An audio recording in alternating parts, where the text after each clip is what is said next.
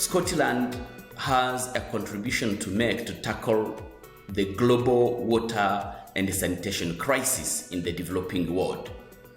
I want to ask a question to candidates. Will you preserve Scottish Government's funding to projects like ours? And in which areas do you think the funding from the Scottish Government can be more effective? Thank you. How Scotland can help vulnerable regions like Central America to deal with the climate change impacts, particularly how you can help these regions like Central America to reach climate justice and to receive compensation for the impacts of climate change in its vulnerable people.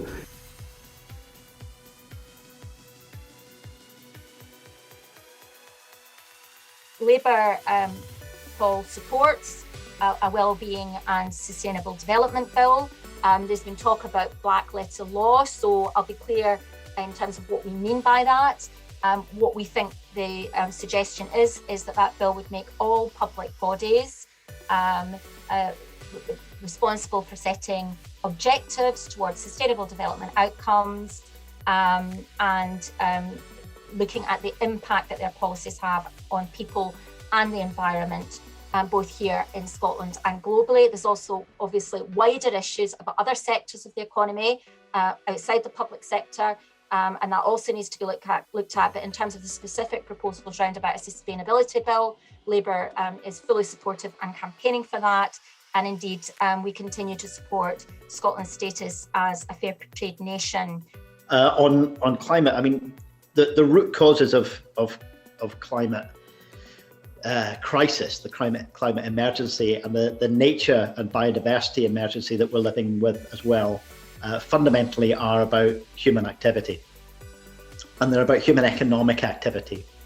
I think if we want to tackle the root causes, we have to challenge this notion that human economies can grow forever, and that we measure growth in this very simplistic, narrow sense of, how much GDP is circulating in the economy. We talk about productivity in a narrow sense as well. We don't recognise how productive our land is or isn't anymore in biodiversity terms, in ecological terms. I think in terms of climate justice, I rather suspect it will look different for different countries.